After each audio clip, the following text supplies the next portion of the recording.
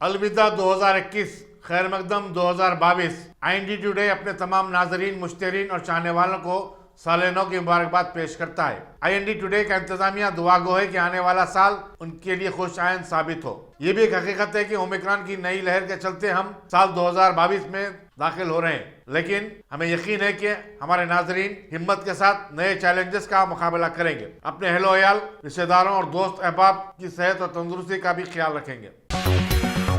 रियासती governor T Soundararajan ने रियासत के अवाम को साल नौ की मुबारकबाद दी। अपने एक पैम में उन्होंने तवक्को जाहिर की कि साल 2022 अवाम में खुशियां लाएगा। उन्होंने अवाम से अपील की कि वो कोविड-19 की तीसरी लहर की आमद के चलते तमाम तर एहतियाती तदाबीर इख्तियार करें। 15 और 18 साल की उम्र के लड़कों के लिए 3 जनवरी से शुरू होने वाली टीके अंदाजी मुहिम में भी वो हिस्सा बन जाएं।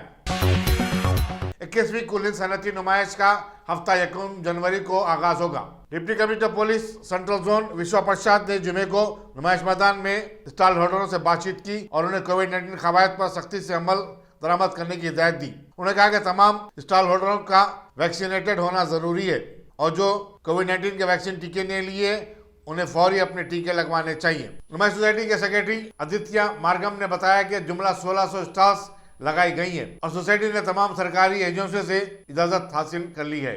नुमाइश में आने वालों के लिए मास्क का पहनना जरूरी होगा। सोसाइटी अपनी तरफ से भी ऐसे लोगों को जो मास्क नहीं रखते मास्क फराहम करेगी। इस दौरे में सेक्रेटरी नुमाइश सोसाइटी आदित्य मार्गम और दूसरे अहदेदार भी मौजूद थे। तेलंगाना में साल 2021 के दौरान जराइम की शरह में 4.6% का इजाफा हुआ है। Director general police M Mahender Reddy ने अपनी सालाना प्रेस कॉन्फ्रेंस से खिताब करते हुए अलबत्ता बताया कि जिले निर्मल के भैंसे में चंद एक वाकयात के सिवा रियासत में कोई बड़ा फिरकावाराना फसाद नहीं हुआ। अमजद की सूरत हाल बड़ी हद तक काबू में रही। उन्होंने बताया कि गुज़श्ता 7 बरस के दौरान माओइस्टों की सरगर्मियां पड़ोसी रियासत छत्तीसगढ़ तक महदूद रही।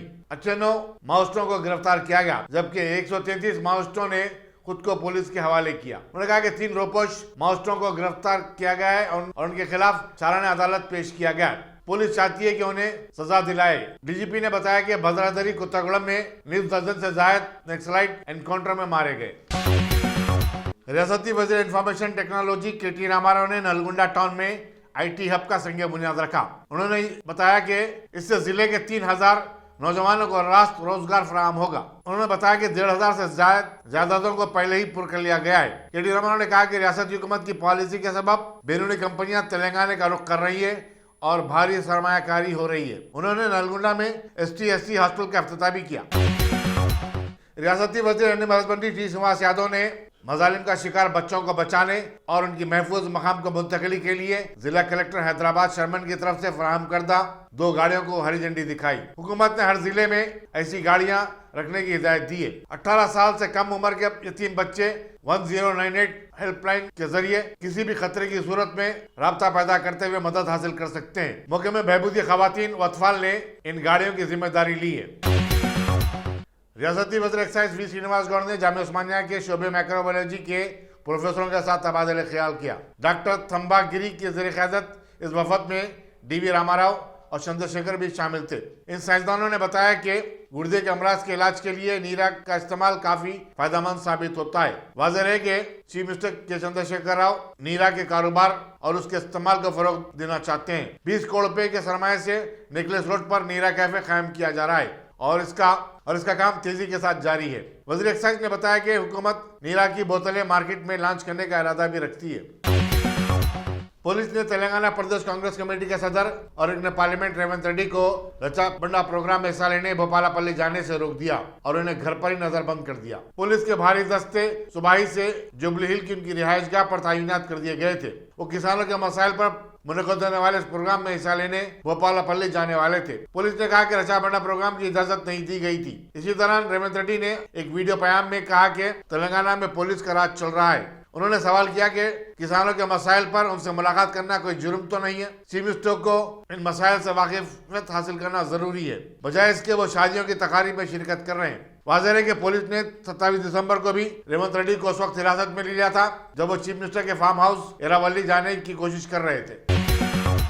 टोली चौकी शेखपेट तक गच्चीबौली 2.71 किलोमीटर तवील 6 लाइन वाले फ्लाईओवर का हफ्ता 1 जनवरी को 11:30 बजे दिन रियासती वजीर म्यूनिसिपल एडमिनिस्ट्रेशन KT रामाराव के हाथों अफ्ताह अमल में आएगा। मरकजी वज़ीर सेहत जी किशन रेड्डी मेहमान खुसूसी होंगे, जबकि मेयर जी विजयलक्ष्मी सदारत करेंगी। अप्रैल 2018 में शुरू होने वाले इस प्रोजेक्ट पर 333 करोड़ रुपए के मसारिफ आयद हुए हैं। GSMC के जराये के मुताबिक इस फ्लाईओवर की तामीर से इस इलाके में ट्रैफिक के आसानी के साथ बहाव में मदद मिलेगी। रियासती वज़रा, अरकान पार्लियामेंट, असम्बली और कौंसिल के अलावा कॉर्पोरेटर्स भी इस तकरीब में शिरकत करेंगे।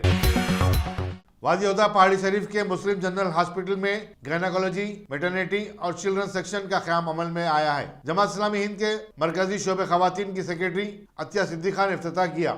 असिस्टेंट सेक्रेटरी नासिरा खानम और नाजिम शोबे खवातीन हैदराबाद ज़हीर फातिमा मेहमान एजाज़ी की हैसियत से शरीक थी। Joint secretary Islamic social service society Yusuf Ali Khan और एडमिनिस्ट्रेटर डॉक्टर मिसबाउद्दीन ने खैर मकदम किया। चारमीनार के मजलिस शरीफ असम्बली मुमताज अहमद खान ने पत्थरकड्डी डिवीजन में ड्रेनेज और CC रोड की तामीर के कामों का मुआयना किया। उनके हमरा GSMC के एग्जीक्यूटिव इंजीनियर निमिया नायक, असिस्टेंट इंजीनियर माजिद अली और मकामी मजलिस कायदीन मोहम्मद इमरान और फजल शरीफ भी थे। सालानों के पेश नजर पुराने शहर में पुलिस सख्त इंतजाम किए। डिप्टी कमिश्नर पुलिस साउजून जी भोपाल ने बशमूल चारमीनार मुख्तलिफ इलाकों का दौरा किया। उन्होंने अवाम से अपील की कि वो नए साल का जश्न कोविड-19 कवायद के तहत मनाए। उन्होंने हालत नशा में गाड़ी चलाने वालों को भी इंतबाह दिया और कहा कि पुलिस ऐसे लोगों के साथ सख्ती से निपटेगी। मुख्यमंत्री एक्साइज के जराये ने बताया कि गुज़श्ता साल के मुकाबले में इस साल शराब के कारोबार ने एक नया रिकॉर्ड कायम किया है। पूरी रियासत में 20,620 शराब की दुकानात हैं, जबकि 1,000 बार और रेस्टोरेंट्स के लाइसेंस हैं। उमूमन हर माह शराब के 28 लाख केसेस फरोख्त होते हैं। जराये ने बताया कि सिर्फ माह दिसंबर में 34 लाख केसेस फरोख्त हुए।